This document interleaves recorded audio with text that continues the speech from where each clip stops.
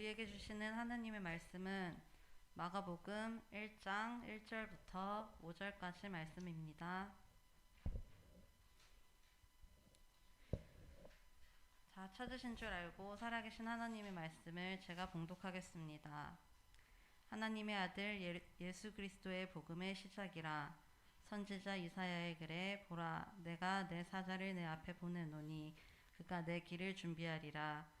광야에 외치는 자의 소리가 있어 이르되 너희는 주의 길을 준비하라. 그의 오실 길을 굳게 하라.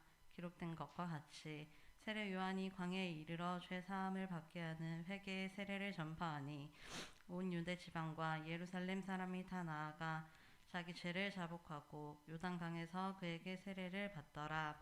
아멘. 목사님께서 복음의 시작이란 말씀으로 하나님의 말씀 전해주시겠습니다. 우리 옆사람과 인사하겠습니다. 강하고 담대하십시오. 주님이 함께 하십니다. 오늘도 말씀 가운데 함께 하시는 주님을 또 만나고 돌아가시는 귀한 시간 되기를 다시 한번 예수님의 이름으로 축원합니다. 자, 마가복음 1장 1절로 5절의 말씀을 통해서 복음의 시작, 주의 길을 준비하라는 제목으로 함께 하나님 말씀 나눕니다. 오늘부터 마가복음이 시작됩니다. 말씀을 한 권 한 권 우리가 시작할 때마다 기대와 또 걱정이 공존합니다. 기대된다는 것은 새로운 지식과 새로운 정보가 들어오기 때문에 기대하는 것을 말하는 것이 아니라 하나님의 말씀은 살았고 운동력이 있어서 좌우에 날이선 예리한 검과 같아 우리의 영과 혼과 골수를 찔러 쪼개며 우리의 마음에 감춰둔 것까지 다 드러낸다고 말씀하셨습니다. 즉 말씀이 이제부터 시작하는 그 말씀이 또 내 영혼의 문제와 내 내면의 문제를 고치실 것을 기대한다는 거예요. 지난주 말씀했던 것처럼 우리 안에 걸리적거림을 통하여 주께서 원하시는 사명의 길로 나아가지 못하도록 방해하는 그 요소들을 부지런히 제거하는 기회가 될 것을 믿기에 기대한다는 것입니다. 반면에 걱정된다라고 하는 것은 무엇이냐면 이 말씀을 육적으로 이성적으로 받아들일 것에 대한 걱정인 거예요. 하나님의 말씀으로 받아들이지 아니하고 인간의 사람의 말로 받아들일 때에 반드시 그 내 자아와 말씀은 충돌하게 되어 있기 때문에 그렇습니다. 즉 안 맞다라고 하는 거죠. 오병이어의 이적 이후부터 예수님을 따르던 많은 무리들이 대거 빠져나갑니다. 왜 그래요? 내가 추구하고 내가 바라는 것과 다르다는 거고 주님의 말씀이 도무지 무슨 말인지 말씀이 어려워서 못 듣겠다라고 하면서 상당수가 다 빠져나가는 계기가 됩니다. 우리 교회 사람들은 교회를 나올 때 나름의 각자의 기복 신앙을 갖고 나옵니다. 내가 이 문제를 해결하기 위해서 이렇게 잘 되기 위하여 하나님 앞에 나오기도 합니다. 그런데 그 기복적 신앙이 채워지지 않을 때 갈등하기도 하고 또 사람 좋아서 나오기도 하고 사람과의 교제와 위로 때문에 나오는 사람도 있어요. 그러다 보면 반드시 이 말씀을 하나님의 성령으로 영으로 받지 아니하고 인간의 사람의 말로 받을 때는 반드시 그 속에서 충돌이 일어날 것이기 때문에 그래요.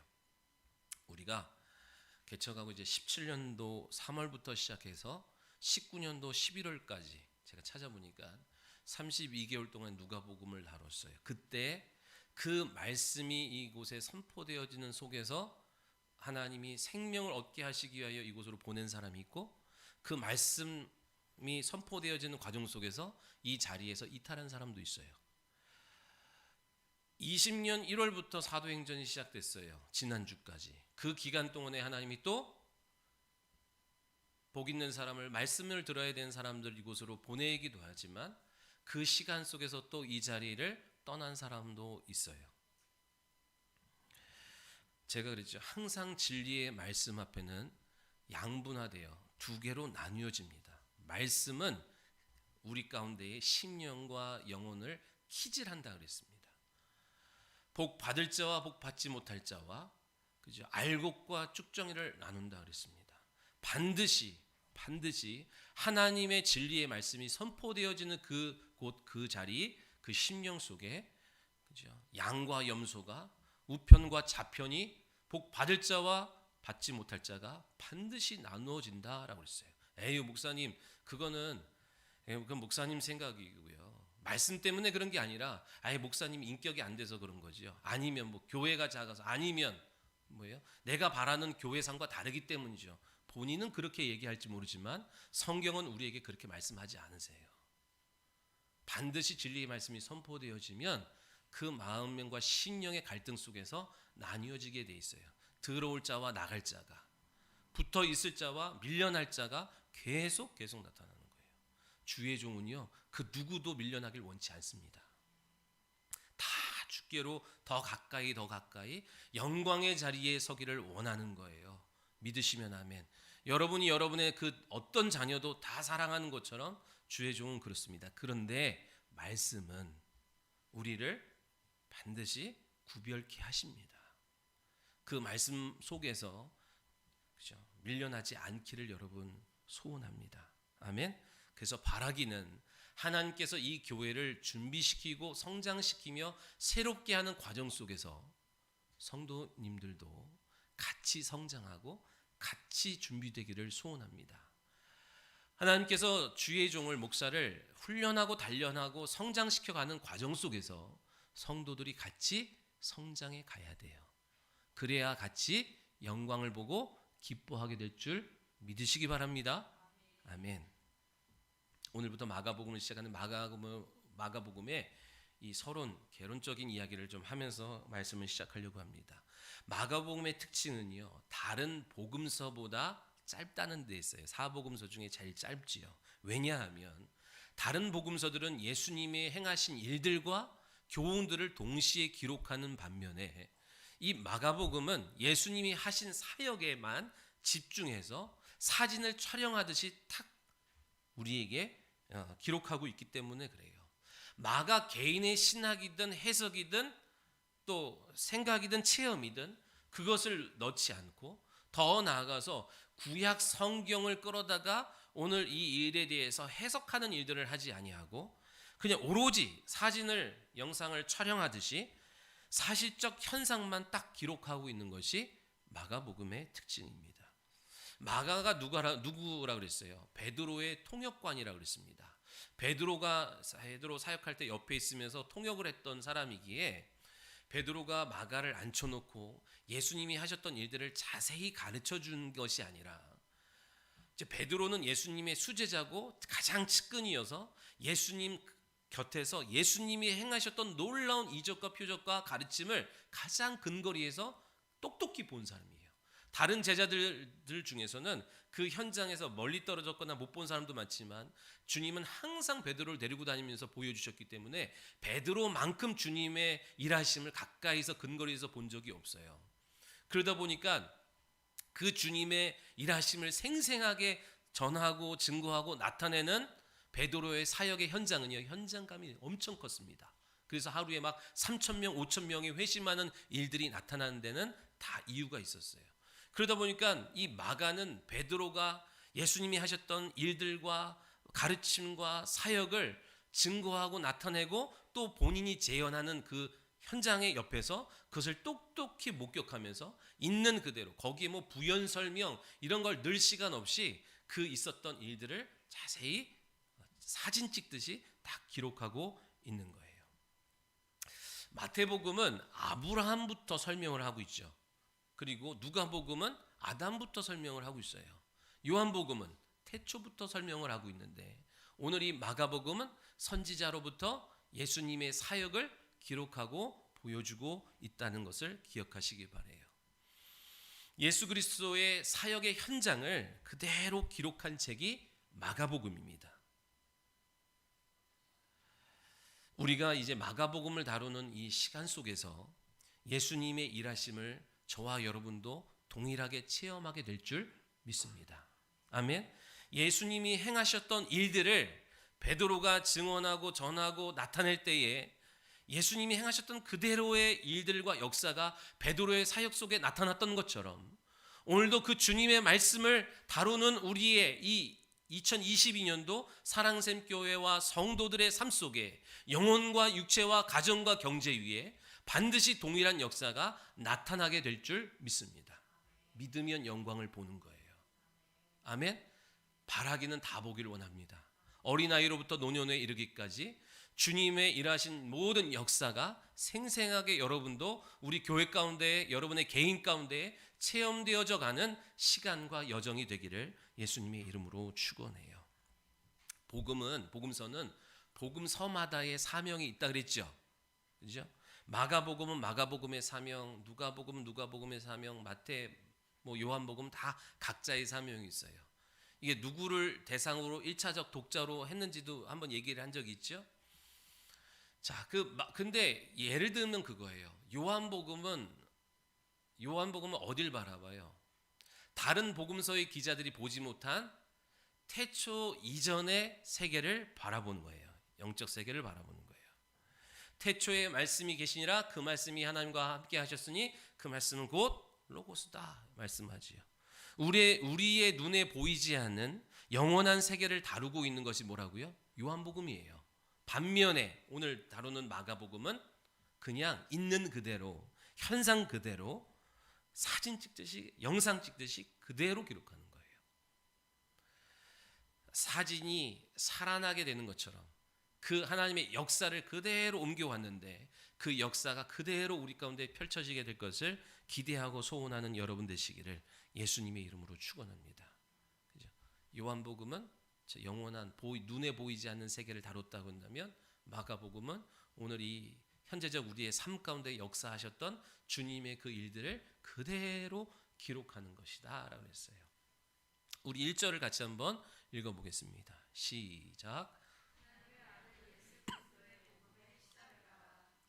이 복음의 시작이라는 것은 두 가지 의미가 있습니다. 하나는 예수 그리스도의 사역의 시작이다라는 말을 마가가 하는 것이기도 하고, 또 하나는 예수님의 사역을 기록한 책의 시작이다 이런 의미도 있어요.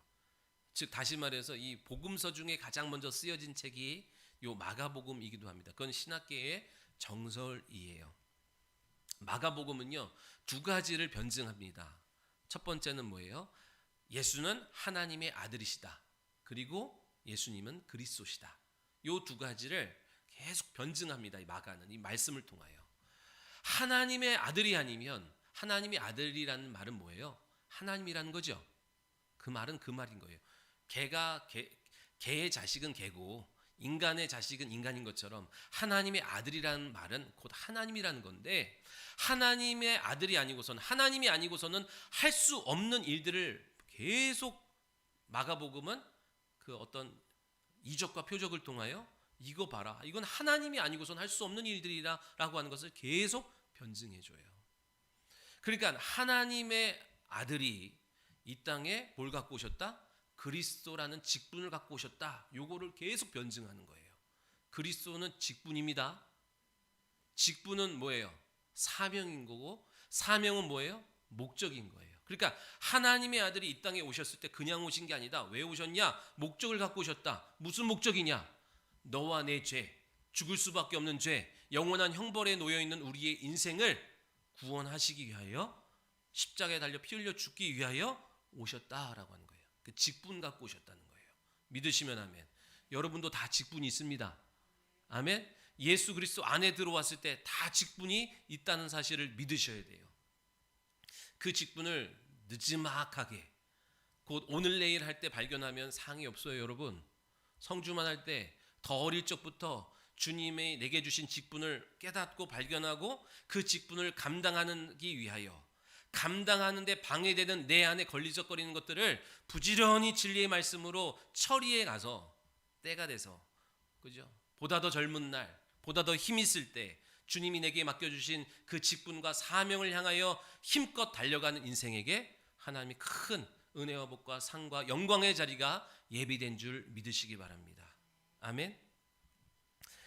그렇게 이 전반부에서는 하나님의 아들이시다라는 것이 계속 변증하고, 후반부에서는 백부장의 신앙 고백을 통하여 그가 정녕 하나님의 아들이었고 그는 그리스도시다라고 하는 것을 계속 이 마가복음은 나타내고 있어요. 그러면서 복음의 시작이 어디서부터래요? 누구의 글로부터 나와요? 선지자의 글로부터 시작하는 거예요. 복음의 시작이 어디라고요? 선지자로부터 시작된다는 거예요.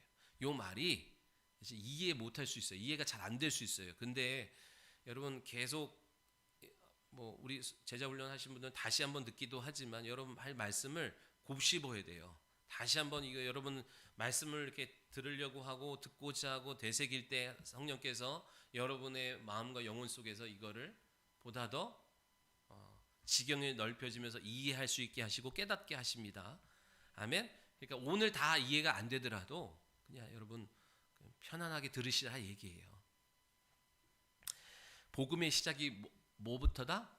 선지자로부터다라는 얘기가 무슨 얘기인지를 또 설명해 가는 거예요. 이스라엘 백성들은 되게 독특한 민족이에요. 왜냐하면 나라가 세워지려고 하면 필요 조건이 있어요. 국민과 주권과 영토가 필요한데 이 이스라엘 백성들은요 영토가 없었어요. 희한하게도. 근데 영토가 없는데도 불구하고 나라와 민족이 세워졌다는 거예요. 유례가 없습니다. 그러니까 영토가 있다가 뺏긴 게 아니라 애초에 시작할 때부터 영토가 없었고 아주 작은 민족이었어요. 그런데 영토가 없는데도 나라와 민족이 되었어요. 그리고 큰 민족을 이루었어요. 원래 당시에는요 무법천지였기 때문에 강한 놈이 센 거예요. 조금만이라도 이게 자라나는 것 같으면 빨리빨리 막 싹을 밟아버렸기 때문에 큰 민족을 이룰 수 없는 환경이었어요. 근데 어떻게 큰 민족을 이루고 큰 나라가 될 수 있었어요? 하나님이 아브라함에게 하신 약속 때문에 그러는 거예요. 내가 너와 임마누엘 할 것이고 내가 너를 큰 민족으로 세우리라 하신 말씀 때문에 하나님이 이스라엘 백성들을 애굽의 울타리 삼아 애굽에 놓고 그들을 큰 민족 되게 하셨어요. 아멘. 애굽의 바로 왕이 몇 살 미만 남자는 다 죽여라 그래도 아무리 죽이려고 그러고 일을 고되게 해서 아이를 못 낳게 하려고 해도 계속 불어나고 큰 민족으로 퍽퍽퍽 성장하는 것은 생물학적으로 육체적으로 그들이 건강해서만이 아니라 하나님의 약속이 그들에게 있기 때문에 어떻게 막아도 계속 자라는 거예요. 왜? 약속 때문에. 여러분 약속을 소유하십시오. 세상 그 무엇이 누구가 방해해도 성장하고 커지고 자라나고 풍성하게 될 줄 믿으시기 바랍니다. 그래서 국토가 없음에도 불구하고 나라가 시작된 민족이에요. 그것도 어디서? 광야라고 하는 사막 가운데서 하나님의 이름을 모시고 율법 아래에서 하나님을 섬기기 시작한 아주 특별한 민족이 바로 이스라엘이에요. 그런데 여러분 하나님은 영이시기에 영이신 하나님이 우리의 눈에 보여요? 안 보여요? 안 보여요. 안 보니까 너무너무 힘든 거예요. 힘든 일을 요구해서 힘들기보다는 보이지 않는 하나님을 섬기려고 하니까 믿음이 아니면 안 되는데 그게 너무너무 힘든 거예요. 보이는 왕을 섬기는 것도 힘든데 보이지 않는 왕을 섬기려니까 이게 오죽 그죠? 힘들겠어요. 그죠? 함께 하신다고 말씀은 하시는데 이게 보이지 않으니까 그 하나님은 늘 멀리 있는 것만 같은 거예요. 그리고 당장에 펼쳐진 내 앞에 현실은 아주 가깝게 있어요. 우상을 숭배하는 것, 세상의 것들은 늘 근거리에서 손이 닿을 정도에 있는데 하나님은 늘 멀리 있게 느껴지는 거예요. 그러다 보니까 하나님의 말씀을 쫓기보다는 현실과 형편을 쫓고 현실의 것을 손대면 살아가게 됩니다. 우리도 일주일이 아니라 한 1년에 한 번씩이라도 하나님이 형상을 갖고 탁 찾아와 주셔서 우리를 만나 주신다 그러면 동균 집사님 신앙생활 하기 그래도 편하겠죠? 그렇죠? 근데 하나님은요 우리에게 기록된 말씀만 딱 던져주고 그 어떤 형상과 모습으로 우리에게 나타나지 않으세요. 근데 놀라운 것은 뭐냐면 성령이 임하시고 말씀에 생명을 불어넣어 주시니까 그때서부터 눈으로 본 것보다 귀로 들은 것보다 손으로 만진 것보다 더 실제적으로 더 사실적으로 살아계신 하나님을 느끼기 시작하더라는 거예요. 믿으시면 아멘. 우리가 예전에 만났던 사람 우리 할머니 할아버지 함께하고 내가 예전에 우리 할머니가 우리 지금 오신 권사님 같은 분이 맨날 김치를 이렇게 뜯어가지고 입으로 해가지고 줬다. 그러니까 우리 아버지가 싫어하고 막 그랬어. 그리고 내가 아직도 기억나는 거예요. 옆에다가 스탱 밥그릇에다 김치를 해가지고 다 한다고 넣는다고. 그러면서 주고 먹고. 그 할머니가 그렇게 침을 묻혀가면서 나한테 김치를 줬는데 가물가물해. 기억이 안 나. 얼굴을 표현할 수가 없어. 그것뿐만 아닙니다. 근래에 있었던 일들도요. 내가 본 것도 내가 만진 것도 내가 경험한 것도 금방 가물가물하고 진짜였나 가짜였나 헷갈리기 시작하고 긴가민가해요. 근데 성령이 우리 가운데 임하시면 2000년 전에 있었던 그 일이 아니 그 훨씬 전의 일들이 바로 지금 경험한 것처럼 생생하게 경험하게 하신 줄 믿으시기 바랍니다. 이스라엘 백성들에게는요 하나님이 안 보여요. 대신 누가 보여요? 선지자가 보이는 거예요. 하나님의 뜻을 나타내고 전하는 선지자만. 그러니까 여러분 선지자라는 게 뭐예요? 보이지 않는 하나님을 나타내기 위하여 온 사람이 선지자인 거예요. 많은 선지자들이 있었죠? 그 중에 참 선지자는 누구예요? 예수 그리스도. 보이지 않는 하나님을 보이는 하나님으로 우리에게 만나주시고 나타내주시고 증거해 주신 분이 선지자 중에 선지자 참 선지자진 예수님이죠. 그러니까 하나님 편에서 우리에게 하나님을 나타내기 위하여 보낸 자는 선지자고 인간의 편에서 하나님께로 나아간 자는 누구예요? 대표로 제사장이고. 믿으시면 아멘. 근데 제사장이나 선지자나 다 한계가 있고 유약하고 연약하지요. 아무리 훌륭한 선지자도 제사장도 다 그렇다 얘기예요. 제사장 우리 편에 서서 우리를 중보하는 제사장은 누구예요? 참 대제사장이 누구예요? 예수 그리스도신 거예요. 믿으시면 아멘. 이렇게 이스라엘 백성들은요 보이지 않는 하나님을 누굴 통해서 알았냐면 선지자를 통해서 알았어요. 선지자가 전해주는 말씀을 통해서 하나님의 뜻을 알았고 하나님의 원하시는 것을 알았고 하나님이 싫어하는 것을 알고 그렇게 선지자를 하나님이 보내셔서 이스라엘 백성들에게 하나님의 뜻을 계속 공개해 주셨다고요. 자, 이스라엘 백성들은 하나님과 계약된 언약의 백성이에요. 무엇으로? 율법으로. 그러니까 이 율법을 지키면 복이 오고 생명이 오고 불순종하면 사망이 오고 저주가 와요. 그죠?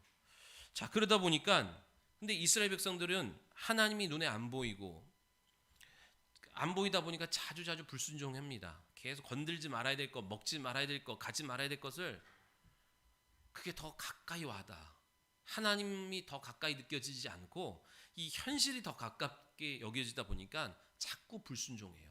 불순종하니까 어떤 일이 벌어져요? 사망이 오고 슬픔이 오고 문제가 오는 거예요. 고통이 오는 거예요. 근데 그 고통이 올 때 또 누가 등장했다고요? 선지자가 등장하는 거예요. 그래서 고통 중에 있는 그들을 위로하시고 잘못된 길을 걷고 있는 그들에게 회개를 촉구하는 일들을 선지자를 통해서 하나님이 해석하세요. 바벨론의 포로로 끌려갔을 때도 나라도 잃고 성전도 잃고 국도 다 잃어버렸어요. 그런데 그때 또 누가 등장해요? 선지자가 등장해요. 그래서 그들을 위로합니다. 그러니까 다 잃었음에도 불구하고 그들이 다시 소망을 얻을 수 있었던 게 뭐냐면 하나님이 우리를 버리지 않았대. 하나님이 우리와 함께한데 누굴 통해서 알았어요? 선지자를 통해서 알게 돼요. 그래서 그들은 보이지 않는 하나님은 좀 멀게 느껴지고 보이는 선지자를 가깝게 여기면서 그들의 말을 빛으로 생각하고 듣고자 해요. 그러니까 여러분 이 바벨론 포로기에 가장 어두워져가는 시기 속에서 선지자들이 엄청 많이 등장합니다. 왜요? 계속 그들에게 회개를 촉구하고 주의 뜻대로 돌이키게 하려고 하나님이 막 이사야 선지자, 요엘 선지자, 호세아 선지자 많은 선지자들 계속해서 북이스라엘 남유다에 보내세요. 막 흔들어 깨우고 그들에게 막 두들기면서 돌이킬 수 있도록 계속 선지자를 보내시는 거예요. 그런데 언제? 말라기 선지자 이후부터 하나님의 말씀이 딱 끊어져 버려요. 더 이상 선지자가 나타나지 않아요. 왜요? 듣고자 하는 사람이 없기 때문에 그래요. 하나님의 말씀을 들으라고 선지자를 보내면 오는 선지자 족족 다 죽여버렸어요. 핍박하고 감옥에 가두고 목 베어 죽이고. 그러니까 더 이상 하나님의 말씀을 들으려고 하는 사람이 없기에 하나님이 선지자를 보내지 아니하시고 말씀이 그들 가운데 임하지 않아요. 그 기간이 얼마라고요? 400년. 그것을 신구약 중간기요 영적 암흑기라 그래요. 하나님의 말씀도 이상도 없는 그 어둡고 답답한 시기 속에서 그들이 고통을 받아요. 어려움을 겪어요. 200년은 헬라의 지배를 통하여 고통받고 후반의 200년은 로마의 지배와 속국이 되어서 계속 고단한 인생을 살게 됩니다. 그렇게 어려움을 겪으면서 다시 누굴 기다리기 시작해요? 메시아를 기다리는 게 아니라 선지자를 기다리기 시작합니다. 왜요? 메시아가 빨리 오면 좋은데 그건 언약이 되어 있기 때문에 그래요. 뭐라고? 내가 오기 전에, 메시아가 오기 전에 누가 먼저 오리라?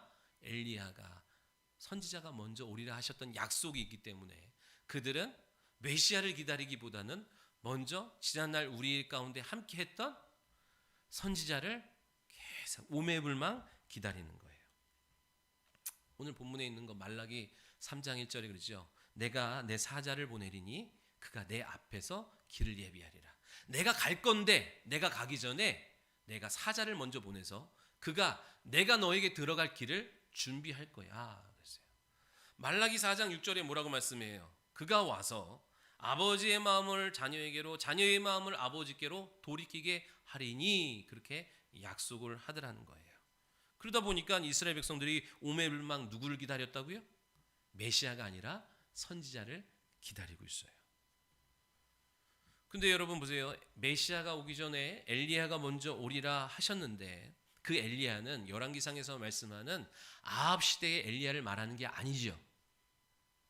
엘리야의 심정을 가진 자를 보내리라 그런 거예요.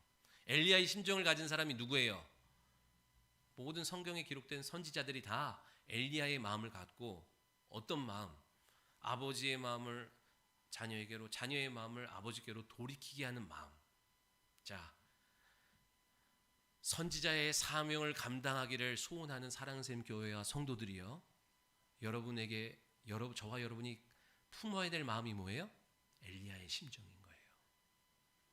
저와 여러분의 주변에 그냥 내 뜻대로, 내 기분대로, 내 감정대로 세상의 좋은 것 그냥 탐하면서 살아가기로 그렇게 결정하고 살아가는 주변의 많은 사람들 보고 그래 한번 어떻게 잘 되나 보자, 그렇게 여기는 것이 아니라 그들이 떠나가면 하나님도 뜻을 돌이켜요. 하나님도 떠나요. 하나님을 버리고 살아가는 사람에게 하나님도 떠나요. 그런데 우리는 엘리야의 심정을 갖고 그들의 마음을 하나님께로 돌이키는 일을 주님이 그 마음을 우리가 갖기를 원하시는 거예요. 믿으시면 아멘.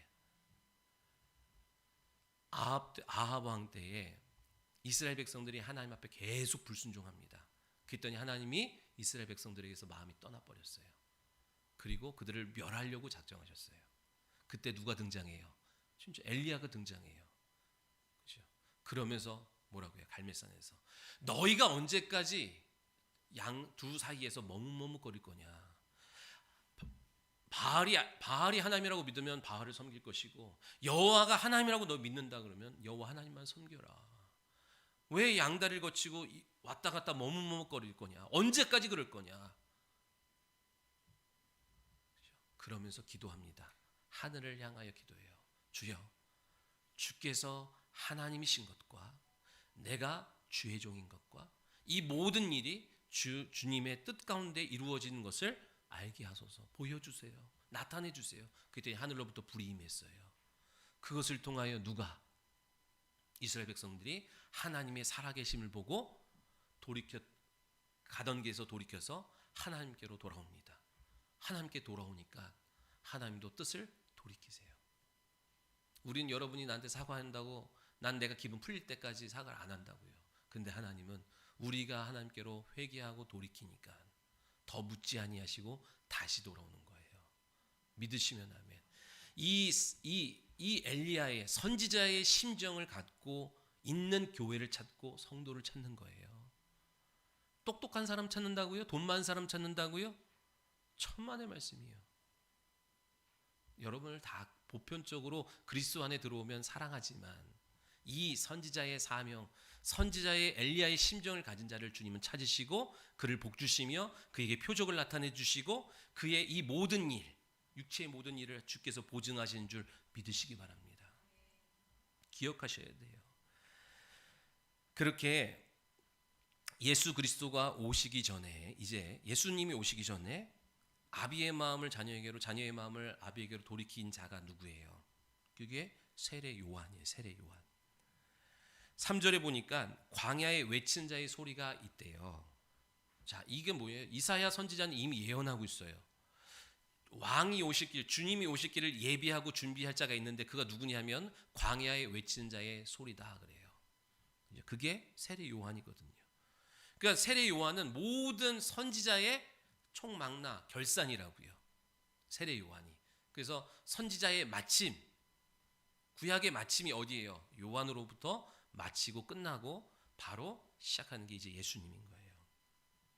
그 전까지는 수많은 선지자가 있었지만 참 선지자가 등장하면서 이제 모든 지난날의 선지자는 사라졌어요. 그러니까 지금은 선지자 없습니다. 뭐 선지자라고 하는 뭐 외국에서 뭐 선지자고 뭐 이런 분들 많아요. 선지자는 없어요. 뭐만 있어요? 선지자적인 사명을 감당하는 성도와 교회만 있는 거예요. 사도 없습니다. 사도적 권능을 갖고 주의 일을 감당하고자 하는 교회와 성도만 있는 거예요. 믿으시면 아멘. 그러니까 우리는 사도적 권능을 갖고 선지자적인 사명을 감당해내는 교회가 돼야 돼요. 그때 품어야 될 마음이 뭐라고요? 엘리야의 심정인 거예요. 그죠? 여러분, 자기 멋대로 자기 잘난 맛에 막 자기 뽐내며 살아가는 사람 보면 얄밉죠. 그냥 그렇게 가다가 죽어라. 그렇게 가다가 그냥 멸망당해라. 그런 마음이 우리 가운데 죄인이기 때문에 올라오지만 하나님은 그런 사람 보면서도 어떻게 하기를 요구하시는 게 뭐예요? 그 마음을 아버지께로 돌이키게 하고자 하는 마음이 우리에게 있길 원하시는 거예요. 그러면 내가 돌이키라고 주님은 약속하셨기 때문에 그래요. 아멘. 신구약 400년의 이 신구약 중간기를 깨고 기다리던, 그죠? 선지자가 나타났으니까 이스라엘 백성들이 구름대처럼 몰려들었어요. 그때 할 게 없고 그래가지고 지금 광야로 몰려들어가지고 세례 받으려고 요한에게 막 몰려든 게 아니라고요. 그토록 오매불만 기다리던 선지자가 왔으니 곧 누가 온다? 참 이스라엘의 왕이 올 거라고 하는 기쁜 소식에 들뜨고 흥분하고 감격으로 다들 생업을 내려놓고 지금 다 몰려든 거예요. 그래서 그들이 기다린 게 뭐라고요? 메시아가 아니라 누구다? 엘리야다. 선지자다. 그러니까 이스라엘에게 있어서 복음의 시작은 뭐냐면 선지자의 등장인 거예요. 복음을 한마디로 말하면 예수님이 복음인데 여러분 안에 예수님이 들어가시기 전에 누가 먼저 와야 되냐면 선지자가 먼저 와야 돼요. 율법이 먼저 와야 된다 얘기예요. 그래서 우리 안에 왕이 들어오셔야 되는데 왕의 길, 대통령도 여기 오려면 미리 공무원들과 수행원들이 여기 길을 다 조사하고 준비하고 신호등부터 시작해가지고 좁은 길로 안 오고 넓은 길로, 넓지 않으면 길을 넓혀서라도 온다고요. 교황이 우리나라 그 서산에 왔을 때도요, 그 동선을 미리 짜놓고 그 동선에 있는 간판들을 새로 싹 바꿨다고요. 그까지 교황이 오는데도 그렇다고요. 만왕의 왕이신 하나님이 우리 가운데 오시는데, 그죠? 오실 길을 예비해야 된다니까요. 여러분 안에 걸리적거리는 거 많잖아요. 자기 아집과 고집과 자기 생각과 욕심과 탐욕과 뭐 그런 것들을 통하여 길이 좁아져요. 협소해져요. 그러면 주님이 왕은 안 오십니다. 이제 주님은 고난당하러 오시는 것이 아니라 이제는 왕으로 우리 가운데 오시길 원하시기 때문에 시온의 대로가 너희에게 있냐 얘기예요. 시온의 대로가. 그죠? 그래서 복음의 시작은 400년의 침묵을 깨고 광야에 외친 소리예요. 회개하라, 천국이 가까이 왔다. 이건 뭐예요? 회개하라, 예수님이 가까이 왔다. 이게 이스라엘 백성들에게 들려진 복음의 시작이에요. 그러니까 요한이 외친 회개하라와 이사야가 예언한 주의 길을 곧게 하라, 예비하라는 것은 같은 말이다 얘기예요. 메타노 에이테, 돌이켜라, 회개하라. 그죠? 그동안 갖고 있던, 그죠? 지금 요한은 누구를 향해서 1차적으로 누구를 향해서 돌이키라는 거예요? 누구를 향하여? 바리새인들과 사두개인들과 서기관들, 그리고 그들에게 영적 지도를 받았던 이스라엘 백성들에게 너희 돌이켜라. 왜요? 그들 앞에 지금 무슨 장애물, 무슨 들보가 있는 거예요? 자기의라는 거. 바리새인들, 나만큼 하나님의 말씀을 잘 철저히 안식일을 지키고 11조 생활한 사람이 있으면 나와봐. 맞아요. 모든 사람이 다 박수치고 인정했다고요. 그래서 자기는 그 의로 인해서 자기가 구원을 받고 하나님의 영광의 자리에 앉을 수 있다고 착각하고 살아왔다고요. 그리고 너희들은 그렇게 못하지. 못한 사람들이 부러워해요. 야, 저분은 진짜 대단하다. 사두개인들 부자예요. 이렇게 부자가 될 수 있는 것은 하나님이 복 주지 않았으면 부자가 될 수 없다. 그러면서 부자가 됐으니까 막 구제를 많이 합니다. 나만큼 불쌍한 사람을 긍휼히 여기면서 구제한 사람이 있어? 없어요. 그게 자기의예요. 서기관 그룹들은 뭐예요? 나만큼 하나님의 말씀을 많이 읽고 잘 해석한 사람이 있어. 하나님도 인정했는데 그렇죠? 자기의예요. 그런 사람들에게 영적 지도를 받은 성도들이 온전하겠냐고요. 하나님이 들어갈 수가 없어요. 그래서 지금 세례 요한은 뭐 하는 거예요? 너희 안에 있는 그 들보를 빨리 치워라. 그 바리케이트 다 치워버려라. 주님이 들어오셔야 된다 이 얘기예요. 그죠? 예수님이 들어오실 수 있도록 길을 예비한 자는요, 왕의 대로가 준비된 자가 복 있는 거예요. 예수님이 못 들어오신 이유가 뭐예요? 여기 못 들어온다는 거는 여러분 이제 두 가지를 같이 기억하셔야 돼요. 일회적인 것만이 아니라 내 영혼의 구원만을 말하는 것이 아니라 구원받은 자가 계속 진리의 말씀으로 우리 가운데 들어오신 예수님을 또 말한 두 가지를 말하는 거예요. 예수님이 들어오지 못하도록 방해하는 것은 자기 의로 구원 못 받을 수도 있고, 구원은 받았는데 여전히 계속 자기 의가 작동해야 한다고요. 옛 애굽의 습관처럼 성품이 계속 구원을 받았음에도 불구하고 자기 의, 자기 공로, 자기 열심, 자기 만족으로 뭘 하면요, 진리의 말씀이 더 여러분 속으로 깊이 못 들어간다고요. 그래서 하나님을 계속 공개하고 계시하고 나타내지질 못한다고요. 그래서 믿음의 진보가 없는 거다 이 얘기예요. 자기의, 여러분 자기의 버리셔야 돼요.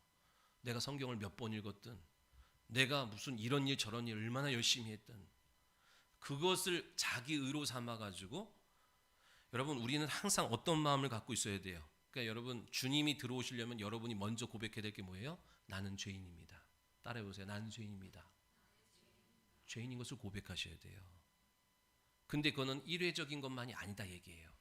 예수님을 처음 영접할 때만 저는 죄인입니다 이 고백하는 게 아니라, 구원받은 죄 사함 받은 우리지만 계속 나는 죄인입니다 고백해야 돼요. 그러니까 어떤 사람이 물어봐요. 계속 죄책감 안에 살아가는 거 아닙니까? 그 말이 아니죠. 내가 죄인, 구원받은 자가, 죄 사함 받은 자가, 즉 제가 주님 나는 죄인입니다 이 고백은 뭐냐면, 죄인이 뭐예요? 죄인, 내 스스로 아무것도 할 수 없는, 생명의 형편이 없는 사람 것을 말하는 거예요. 그러니까 주여 주님이 나를 도와주시지 않으면 내가 아무것도 할 수 없음을 고백합니다. 나의 무능을 고백합니다. 이게 죄인의 고백이다 얘기예요. 주님이 나를 도와주시지 않으면 나는 아무것도 살 수 없는 강도 만난 자요, 주님이 도와주시지 않으면 출입할 수 없는 어린아이와 같은 인생입니다. 솔로몬의 고백이 여러분에게 있어야 돼요. 하나님이 솔로몬을 축복하신 이유가 뭐예요? 왕이 됐습니다. 절대 권력을 가졌는데 주여 나는 하나님 없이는 출입할 수 없는 어린아이와 같습니다. 지난주에 그랬죠. 하나님의 나라를 누가 소유해요? 어린아이와 같이 하나님만 의존하는 자가 하나님 나라를 소유하는 거예요. 믿으시면 아멘. 반대로 생명이 내 안에 들어오는 것을 방해하는 게 뭐예요? 난 죄 없습니다. 난 의인입니다. 내가 얼마나 법 없이도 사는 사람인데, 내가 얼마나 가난한 사람, 불쌍한 사람 돕느라고 구제하고, 그죠? 내가 얼마나 많이 했는데. 그죠? 계시록 3장에 근데 말씀하죠. 뭐라고 말씀해요? 주님은요 절대로 여러분 강제로 안 들어오십니다. 인격적이시기 때문에 노크하고 여러분이 문을 열어야만 들어오시는 거예요. 더러운 귀신은 침투한다니까요. 부시고 들어오려고 하는 건 더러운 귀신이고, 우리 성령 하나님 주님은 노크하고 들어오세요. 그래서 계시록 3장에 뭐라고 말씀해요? 볼지어다 내가 문 밖에서 두드리노니, 증인을 통해서 내가 문 밖에서 두드리는데 내 음성을 듣고 문을 열면 내가 그에게 들어가서 그로 더불어 먹고 그도 더불어 나와 함께 먹으리라 했어요. 그죠? 그 성화의 그림 있잖아요. 예수님 문 밖에 있는데 문고리가 없다니까요. 그 문은 내가 의지적으로 안에서 열어놔야만 돼요. 계속 열어야 돼요. 이래 한 번 내 영혼에 들어오는 것 말고 내 영혼에 더 깊이 들어와야 돼요. 그거는 내가 계속 문을 열어내야 돼요. 누가 문을 엽니까? 안에서 자신이 병자라고 여기는 사람이 의원의 목소리를 듣고 의원의 신분을 듣고 문을 여는 거예요. 누가 문을 안 열어요? 의원이 왔다는데 누가 문을 안 열어요? 나는 건강합니다. 건강한 사람은 의원이 쓸데없기 때문에 문을 안 여는 거예요. 두 번째로 여러분, 하나님이 우리 가운데 들어오는 것을 방해하는 거가 뭘까요? 일회적이기도 근본적인 것도 있고 계속해서 우리 안에 들어오기를 원하시는 하나님의 뜻, 그죠? 빛으로 생명으로 계속 들어오려고 하시는데, 그래서 이 믿음의 진보를 방해하는 게 뭐예요? 하나는 자기의라 그랬고 또 하나는 뭐예요? 의심하는 거예요. 의심. 예수 영접했다고 그 문제가 어떻게 해결되냐야. 예수 영접했다고 어떻게 그 질병이 노인받고 그 문제가 해결되냐. 예수 이름 불렀다고 어떻게 그 고질병이 그 약으로도 안 되는 게, 병원에서도 안 되는 게 어떻게 되냐. 의심하는, 하나님의 역사를 보는데도 의심이 쑥 들어와요. 그 의심을 받아들이면 하나님이 여러분 가운데 더 깊이 여러분 가운데 들어오실 수 없다는 거예요. 믿으시기 바랍니다. 의심하는 자 물결에 요동하는 배와 같다 그래요. 받을 줄 생각하지 마셔야 돼요. 응답을. 내가 어젯밤에 주일만 되면은 어깨가 너무 아픈 거예요. 그래가지고 뭐 혼자 뭐 이렇게도 하고 이렇게도 안 되고. 근데 어젯밤에 말씀 준비하는데 근데 동시에 어떤 마음이 탁 드냐면, 그죠? 주의 이름으로 선언하고 선포하는 거예요. 그 내가 목양실에서 선언하고 선포했어요. 근데 너무너무 신기하게 3번 선포하는 사이 속에서, 그죠? 깨끗하게 난 줄 믿으시기 바랍니다. 그거는 오늘 여러분 저뿐만 아니라 믿음으로 선언하고 선포할 때, 그러니까 여러분 믿음 없이 의심을 갖고 따라해가지고는 되지도 않습니다. 믿음이 먼저 돼야 돼요. 믿음이 들어오고 그 믿음에 순종하여 내가 선언하고 선포하면 주께서 새 일을 이루십니다. 주님은요, 이 어깨에 걸린 거를 풀리는 거나 죽은 자를 살리는 거나 주님은 매 한 가지요. 우리는 이게 더 크고 저게 더 크다고 생각해, 내 입장에서는. 근데 하나님 앞에 입장에서는 죽은 자를 살리는 거나 홍해 바다를 가르는 거나 이 어깨에 뭉친 것을 그 순간에 단번에 고치시는 거나, 주님은 어렵고 쉬운 게 없어요. 다 똑같아요. 믿으시면 아멘. 믿으면 영광을 보여요. 아유 목사님 그거 갖다 뭐 영광이라고 말해요 라고 할 수 있지만, 작은 것부터 시작하여 우리 입장에서 큰 일을 또 경험하게 될 줄 믿으시기 바랍니다. 그 의심이 주님 앞에 들어오는 것을 방해해요. 기억하시기 바래요. 왕을 영접하기 위하여 미리 준비해야 될 게 뭐예요? 왕이 오실 길, 평탄한 길을 만들어 놓으라는 거예요. 지금 주님이, 여러분 다 주님을 영접했잖아요. 그죠? 아멘? 여러분 안에 예수 그리스도 이름이 있잖아요. 주님이 말씀이신 주께서 오늘 또 여러분 가운데 들어가길 원하세요. 더 가까이 들어가길 원하신다 얘기예요. 아멘. 그러면 여러분 계속해서 저와 여러분 뭘 해야 되냐면, 걸리적거리는 걸 다 치우고 시온의 대로, 왕의 대로를 만드는 일에 힘써야 되는데, 그 길 속에 뭐가 있어요? 자기의라고 하는 솟아난, 그죠? 돌뿌리가 있는 거고 바위가 있는 거예요. 그거 빨리 깎아버리고 치워버리라는 거예요. 아멘. 다듬으라는 거예요. 의심이라고 하는 구덩이가 파져 있으니까 가다가, 여러분 만약에 가다가 마차가 푹 빠지면 어떻게 해요? 못 가잖아요. 왕이 오시는데 덜컹덜컹하면 오면 어떻게 해요? 멀미나시게. 그러니까 그 8차선 고속도로를 깔아놓듯이 여러분 솟아난 거는 깎고 다듬고 구덩이고 파여진 것은 믿음으로 메꾸고 채우라 이 얘기예요. 믿으시면 아멘. 그럴 때 주께서 여러분 가운데 들어오셔서 또 다른 사람이 알 수 없는 더 하나님의 깊고 오묘한 하나님의 뜻과 계획을 하나하나 공개해 주시는 거예요. 주여 믿습니다만 한다고 하나님이 여러분 가운데 믿음의 수준이 안 됐는데 어떻게 보여주고 어떻게 알게 하고 그 길을 인도하시냐 이 얘기입니다.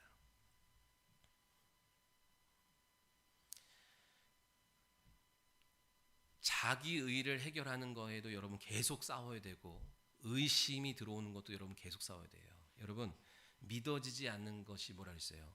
믿어지지 않는 거는 부족한 문제가 아니라 이건 저주예요. 제가 그랬죠? 성도에게 있어서 저주는 뭐라 그랬어요? 하나님이 쓰시지 않는 게 저주라고 했어요. 그럼 물어볼게요. 하나님이 왜 안 써요? 가난해서 안 써요? 못생겨서 안 써요? 학벌이 딸려서 안 써요? 천만의 말씀이에요. 믿음 없어서 안 쓰는 거예요. 그러니까 하나님이 안 쓰기로 작정해버리면 어떤 일이 벌어진지 아십니까? 바로의 마음을 강팍하게 하셔서 하나님의 표적과 역사와 이적을 보는데도 그 마음이 강팍해서 뜻을 안 돌이켜요. 믿음이 안 생겨요. 그러니까 믿음이 없는 건, 믿어지지 않는 것은 저주예요. 반대로 믿어지는 것은 하나님의 복이에요. 구약 성경에 그 믿음이 안 생겨가지고 멸망당한 사람들 계속 기록하거든요. 노아의 홍수 때 말씀이 들어왔어요. 물로 세상을 심판하리라. 그러니 너는 너와 네 가족을 위하여 방주를 지으라고 말씀이 떨어져 임했다고요. 식양, 방주에 식양을 딱 쳤어요. 3층으로 되어 있는 방주를 지으래요. 방주는 배가 아닙니다. 배는 키가 있지만 방주는 키가 없어요. 물결 가는 대로 그 괴짝과 같은 거예요. 하나님이 인도하신 대로 떠다니는 것이 방주라고요. 방주를 다 지었습니다. 그리고 비가 오기 7일 전에 문을 하나님이 닫아버렸어요. 들어가라고 한 다음에. 문이 닫혀지고 비가 올 때까지도요. 사람들은 누가복음 17장에 보면 시집가고 장가가고 먹고 마시고 땅을 사고 밭을 사고 지극히 육체적인 일에만 몰두하면서 멸망이 임박한 것을 모른 채 살아가요. 왜? 물로 세상을 심판하겠다고 하신 주님의 말씀이 안 믿어져서 그런 거예요. 안 믿어져서. 소돔과 고모라 땅에 불로 심판하겠다는 주님의 말씀이 떨어졌습니다. 너희들은 그 성에서 나와라. 은혜를 베푸셨어요. 아브라함을 생각하사 그 속에 있는 롯의 가정을 기억하셔서 그들을 건져내셨는데 뭐라고 말씀하냐면 내가 이 성을 불로 심판할 건데 너희는 빨리 살려고 움직여라. 저쪽 아이성으로 가라. 소알성으로 가라 그랬다고요. 근데 뭐라 그래요? 가는데 뒤돌아보지 마 그랬다고요. 근데 그 말씀이 믿어지지 않으니까 다 안 보고 가요. 그러면서 딸아 뒤에 오고 있지? 여보 오고 있지? 엄마 오고 있지? 근데 어느 순간 엄마 목소리가 안 들려. 왜? 뒤돌아봐서 소금 기둥 됐어요. 왜 소금 기둥 됐어요? 그 말씀이 안 믿어져서 뒤돌아봤기 때문에. 말씀이 들려진 말씀이 믿음으로 전환되지 않으니까 멸망당하는 거예요. 여러분 말씀이 믿음을 방해하는 이 의심이 들어오면 여러분 어떻게 해야 돼요? 성도 여러분 안에 믿음이 있어야 되는데 믿음을 방해하는 의심이 여러분 하나님이 원하시는 믿음은 순도 100%의 믿음을 원하시는 거예요.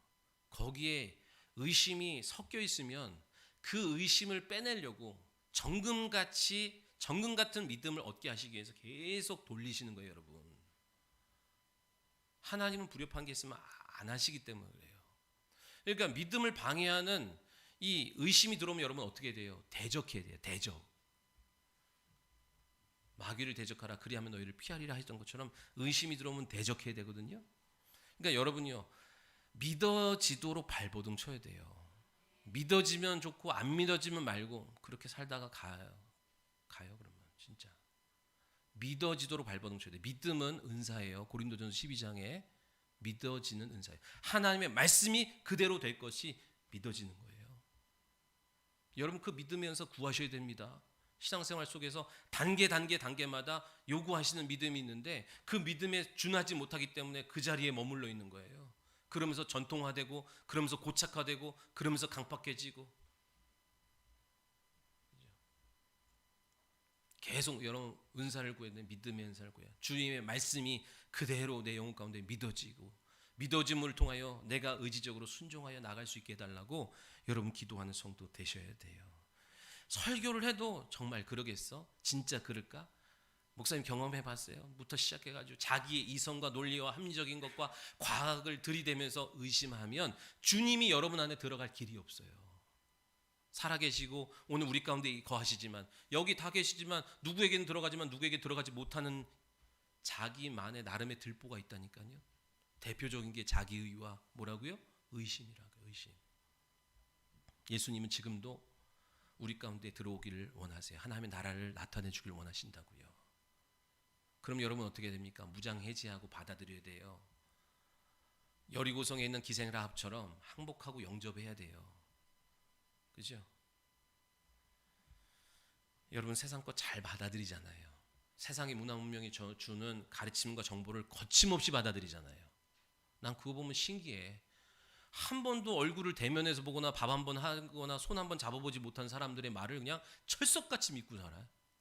그리고 밤이 새고 여러분을 위해서 기도하고 죽도록 외쳐도 주님의 말씀의 선포에는 바리케이트 딱 치고 의심하고, 세상 사람들이 그죠? 유명한 사람들, 똑똑하다는 사람들, 돈 많다는 사람들, 그저 마이크 잡은 정치인의 말들은 막 철석같이 믿어.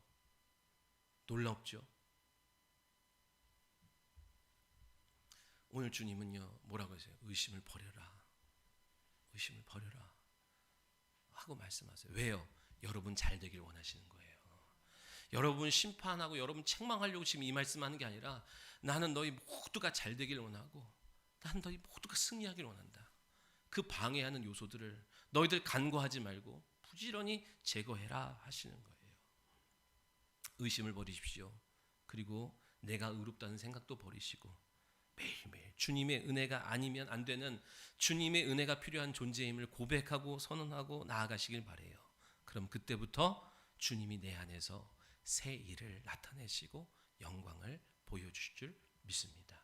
그 영광을 체험하는 한 주가 되시기를 예수님의 이름으로 축원합니다. 기도하겠습니다. 살아계신 하나님 감사합니다. 우리 사랑하는 성도들 힘들고 어려운 상황과 형편 속에서 주의 거룩한 성전으로 모였습니다.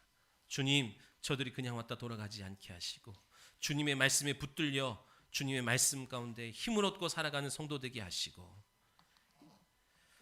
주님이 우리 가운데 더 깊이 다가오실 수 있도록 우리의 길을, 시온의 대로를 준비하는 일에 게으른 성도 되지 않게 하시고 부지런히 말씀으로 내 심령의 길을 시온의 대로로 열고 주님을 맞이할 수 있는 복된 성도 되게 하여 주옵소서. 이 한 주간 주께서 그 일들을 우리 가운데 이루시고 행하실 것을 믿사오며 다시 오실 예수 그리스도의 이름으로 기도하옵나이다. 아멘. 우리 옆 사람과 인사하겠습니다. 주의 길을 준비합시다. 이번 한 주도 주의 길을 준비한 여러분 되시길 바랍니다. 다 함께 일어나셔서 내는 주의 영광을 보내 찬양하고 축도하고 마치겠습니다. 주여, 오늘도 우리가 선지자의 사명을 감당하며 엘리야의 심정을 갖고 이 한 주를 살아가기를 소원합니다. 주님, 오늘 그 사명 감당함을 통하여 천국이신 복음이신 예수 그리스도를 그 영혼들이 맞이하고 경험하고 소유할 수 있도록 그 길을 내 심령뿐만 아니라 다른 영혼이 주님을 영접할 수 있도록 그 일들을 준비하는 그 사역에 힘쓰는 우리 모든 성도들 되게 하여 주옵소서. 또한 하나님, 또 이번 주에 우리 사랑하는 서진 집사 사모님, 우리 시온이가 또 러시아로 갑니다. 오고 가는 길을 지키시고 생명과 능력으로 붙잡아 주시고 천군천사 전우자원 보호하여 주시어서 그 걸음 위에 함께하여 주시어서 가족이 만나고 지내는 모든 여정 속에 하나님의 특별한 돌보심이 있게 하여 주옵소서. 이제는 우리 주 예수 그리스도의 은혜와 하나님 아버지의 크고 놀라우신 사랑하심과 성령님의 내주교통 충만하심이 오늘 이 시간 주의 길을 예비하기로 결전하고 결단하고 주님의 은혜를 구하며 살아가는 성도들 머리 위에, 저들의 가정과 자녀와 일터 위에, 주님의 피값으로 세워진 이 거룩한 교회 위에 이제부터 영원토록 함께 하시기를 간절히 축원하옵나이다. 아멘.